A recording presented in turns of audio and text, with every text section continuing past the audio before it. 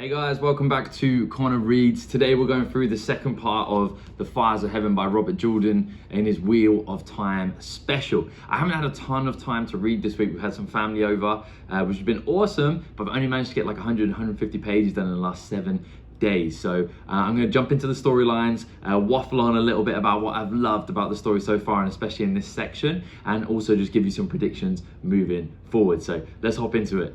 One thing I do want to talk about though, and I've been thinking about this a lot, especially over the last couple of videos, and I haven't found the right time to mention it. And one thing was, I've moaned a lot about how Robert Jordan writes romance and he makes a lot of the women and female characters look so naggy and annoying and frustrating. But there's definitely a flip side to that. Robert Jordan writes incredibly powerful female characters, and he doesn't do it in a cheesy way where it's like a big deal that his females taking the lead, because all the way through the first couple of books there really isn't any male who can channel. So all of the most powerful people like the Amyrlin Seat, Moiraine, who really ran the show for the first couple of books, you know, especially. Then you had all the Aes Sedai who were female, obviously. You have queens like Morghese, you have Nynaeve, you have Egwene, and I just think it's incredible like how many female lead powerful characters are in this book. On top of what I just mentioned, we also have like the women's circle as well, which was amazing. I loved hearing about the women's circle, and Nynaeve thinks about it, and Egwene brings it up quite a lot still. When something isn't right, they think, oh, the women's circle would have sorted them out previously. And I just think, especially for a book that I think is about 35 years old, maybe 30 years old now when it first came out, it's probably quite revolutionary, because I know books like Lord of the Rings really didn't have any female characters in it, and still an incredible series, but I just think this does it really, really well. So shout out to Jordan on that. However, based on that, I was thinking about that for this video, and I did come to a pretty big conclusion. And I was thinking, well, of the males, the male's half of the power is tainted by the Dark One, because the Dark One uses that half of the power, surely, right? That was my thinking anyway. And my thinking was, if the creator is ever embodied as a physical thing, then surely that means that the creator would be a female. Now, I don't know if the creator is ever going to be embodied as a physical thing, and I don't even really know if the Dark One does use that same male half of the power, or maybe he just tainted the male half of the power. But I would think that if the creator is ever embodied by anything, it will be a female, and obviously she will be absolutely badass. So jumping into one of the storylines, one of the big storylines we have is Nynaeve, we have Elayne, we have Thom Merrilin, and we have Julian as well. And what they've done is they've essentially traveled from Tanchico and on their way to Tar Valon. They've decided to take a carriage because storyline, and they've gone through several different towns and cities. And the first thing I want to say about these guys is it's been really fun reading their story. I think they balance each other out really well. Nynaeve angry with everyone, Elayne kind of besotted by Thom, Julian kind of keep him to himself, and all of them have different skills and abilities. So it's been a really, really well matched group. So I'm currently about to start chapter 18, and we've essentially just got to the bit where they've gone through all of the villages and towns with a ton of White Cloaks in there. They have learned via the dreams that the Amyrlin Seat has changed hands, and essentially they have figured out that there's going to be some kind of meeting of I don't think they know it's going to be Blue Arja, but they know there's going to be some kind of meeting, and they're traveling in that direction. And they just joined the circus, which is dope, and we're going to talk about that a little bit later. So my first prediction for this group of people is, it's not exactly, I don't know if they're going to meet her, but someone has been mentioned tons. So someone called Lyney, which I believe was Elaine's like nana growing up, someone who looked after her. And she's been mentioned so much in this book, and I'm not sure if she was mentioned before. And she seems like somebody who's no nonsense, doesn't mess around, and is really, really wise as well. And I think that we're going to see her in this book at some point. I'm not sure if they're going to meet her, but I think we may even get something from Lyney's perspective. And I think Lyney sounds like the perfect type of character to pull Morghese out of the compulsion that she's stuck in, because she sounds like she's no nonsense and has obviously known her for a long time as well.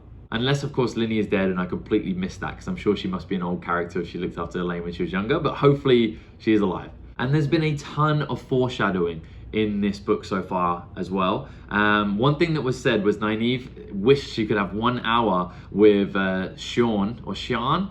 I should definitely look up how to say her name, the previous Amyrlin Seat, without her being able to channel. And Elayne predicted that she would still receive bruises if that was the case. Now, I do believe they're both going to be headed in the same direction. They will link up and meet up as well. And I think that maybe some form of that is going to come to play and come to pass. A big prediction for me moving forward is Moiraine and Nynaeve both have seals currently, but I do believe that they're going to be destroyed by the end of this book. And what that means is they both need to lose or have a seal destroyed while they're supposed to be looking after it, or maybe get stolen. Now for Moiraine, no one's really close enough, I think, so far that I've seen, unless it's a hidden character, to do that, except for maybe Asmodee, if Asmodee decides to turncoat. But I know he has like a big incentive not to do that, but that's the only one I could see it happening with, so maybe. For Nynaeve, I feel like it's got to be Moghedien. I think she won that first battle, which is awesome, but I think she may get humbled in the future. I think Moghedien may be responsible for the breaking of the seal that they're currently carrying. Another person who I think has been foreshadowed a lot, and we have spent a lot of time in Tel Aran Riyadh so far in these chapters, and there's been some awesome meetings, is Coriorin Nidal. And this is the Aes Sedai who, I can't remember how many years previously, I think it was quite a long time, maybe 40 years ago that she passed away, and was the last dreamer to be in the tower. And therefore she was responsible for looking and essentially evaluating a ton of the ter'angreals, most of them, you know, directed towards the Dreamland. Now she's been mentioned so much, but we haven't learned that much about her. I feel like we're either going to meet her in Tel Aran Riyadh, or maybe there is a lot more that these ter'angreals do, or more information that we haven't been told about. And I feel like there's just a sneaky, underhanded, there's something there. And maybe she's for good, maybe she was for evil, but I just feel like there's so much more information and knowledge that she might have had that she just hasn't passed on to anybody. And maybe we'll find that information or find that knowledge, or maybe even meet her in the dream world. So that's a bold prediction for me right there going forwards.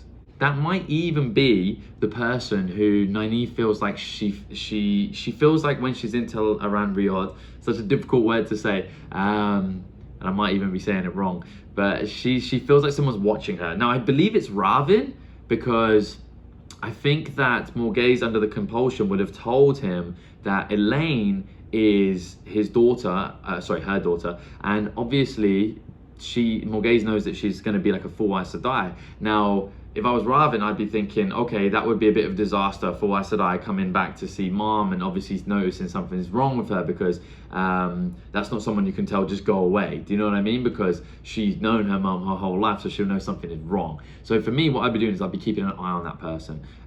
So I think it's Rahvin, but it might be Coriorin Nidal. Something else I've really enjoyed has been this network of spies. So I didn't realize that the Aes Sedai would have like mundane ways of following people around and for getting information essentially across the map. And it seems like there's this big network of, sorry, that's my dog, this big network of spies across the land. And it gives me kind of like a Cold War vibe, especially after Elaine and Nynaeve had been essentially poisoned or sedated, and the person who did it went off to send 2 pigeons, and then the person after that who she sent the pigeons from their house picked it up and looked at the scrawl underneath, or the indentation of their message, and sent off another pigeon. Now I think one went to Tar Valon, I believe one went to Tanchico, which means the Black Aja or the Forsaken, but the third one, I don't know where that would have gone. Could have gone anywhere. I was thinking my guess would be the White Cloaks. We also have a big shift in dynamics. So we had a great scene, probably the best scene so far from this book. And it was Egwene and Nynaeve meeting in Tel Aran Riyadh. And essentially, Egwene kind of schooled Nynaeve a little bit and put her in her place and pushed her down. Now afterwards, Jordan did his classic that showed, you know, Egwene was like, oh my God, I can't believe that worked. She wasn't anywhere near as confident as, you know, it is from Nynaeve's perspective. But I do think that Nynaeve, although I absolutely love her, hasn't had much character development. She's so ego driven. She's very much thinks that she needs to do everything herself with absolutely no help. And I get that from her past, but she will not be able to develop as a character until she lets some of that go. And I think that scene might be a little bit of a kick up the butt for her. And just to add to that, I think Nynaeve's chapters are so emotional. Like when I'm reading from her point of view, it's very stressful. She thinks one thing and then she beats herself up for thinking it, and beats herself up again. And then it shows like sourness and anger towards everyone, when really she doesn't actually always feel all of those emotions. And I'm really excited for her to leave her ego aside and accept someone as a teacher, and I think maybe the wise ones might be the right people for her because they managed to get Elaine on the straight and narrow. And I think Nynaeve learning how to channel without her anger, learning how to look at things a bit more logically and not always bring her anger. Yes, it might be, you know, a little less exciting on a day-to-day, but there's no way she's going to lose her anger completely. She has so much anger inside of her, she'll always be able to draw on that. So I think that a big prediction is that she needs to drop that ego a bit and get some character development. And I think she'll still be a Nynaeve that we know and love anyway. The other storyline we're following is Min, Xiaowan, I need to look up how to say her name, and Logain.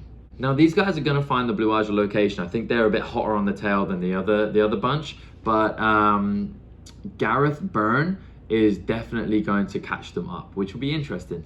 Now I think that storyline with the Blue Aja, hopefully we get that done.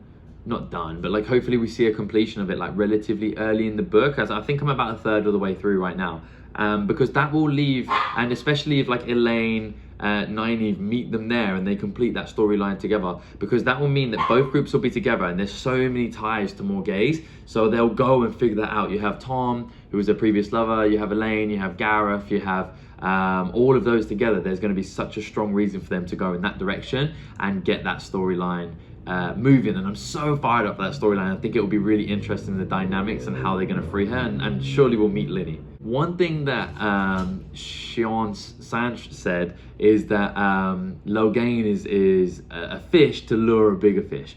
So what I would imagine is she plans on using Logain as a false dragon again to allure Aleida to her to get her revenge. We did just see Galad, who is now a White Cloak, and which was predictable, by the way, because I did predict that one, you know, although I get most of them wrong. He's an interesting character. I do think he's going to bring all the White Cloaks after them towards the Blue Aja, and the Blue Aja will then have to use force to defend themselves, and that will really show them like breaking free. Now I don't know how they'll do that through the oaths, but you know, it'll be interesting to see. Galad's such an interesting character because he has so many secrets to spill, his own, other people. He's been privy to so much information that it makes him a bit of a wild card as well, which is interesting. So my predictions moving forwards, I've gone through a lot already, but one is that I've just seen the scene. The final scene I saw was where they joined the circus. Amazing. How much fun is that going to be? So they joined the circus. Tom obviously has a ton of circus tricks, but Elaine essentially channeled some air so that she and Julian would be able to tight walk. I think that someone is going to notice that. So they'll be performing, and somebody who is either, well, it must be Aes Sedai, because, you know, it's the female part of the power, will notice that bit of air and essentially either rumble them, or that's how the Blue Aja to see, oh, okay, this is someone who can channel and like maybe approach them. So I think that is going to be their undoing or doing from this minor storyline section. My final thing that I wanted to throw out there is there's so much information with regards to like Bridget and the other heroes who are in Tel Aran Riyadh, and they say that they're waiting to be reborn into the world. And I can't help but think, obviously if you're reborn into the world as a hero, surely you're Ta'veren again, like surely you bend things around you. So who was Mat and who was Perrin before, if they were anyone? Maybe Egwene and Nynaeve were people previously as well. And like, where are the heroes being reborn? Like, how many have we seen? How many are we interacting with? So that's really interesting. And I couldn't even hazard a guess as to who I would think they might be. There's obviously a few that they're clearly not. Obviously Bridget, because she's there. Any of the Forsaken. Maybe Mat is Arthur Hawkwing, even though we saw Arthur Hawkwing when he blew the horn, so maybe not. But that would make sense because it's, you know, the Horn of Valere as well, when he has his staff, or what I think is his staff anyway. So that's something to ponder and think on. Yeah, it's like a half-formed thought, that one. And those are my thoughts basically on what I've read so far for that second section. I'm actually going away. I've had a family here for the week, which has been awesome because I've not seen them in such a long time. I'm going away for like a 2.5 week road trip, so it's going to be really, really hard to do any videos, which is unfortunate because I love the interaction with you guys. I really live for it. However, I will have time to finish the book. So I'm going to finish the book on this road trip because we're going to be camping most of the time, which is why I can't do a video. So I'm going to take that time to finish this book, really have everything marinate in my head, and then I'm just looking forward to discussing the final thoughts and then interacting with you guys again. As always, you're absolutely awesome. Please like and subscribe if you've enjoyed the video, and I hope you have an amazing day.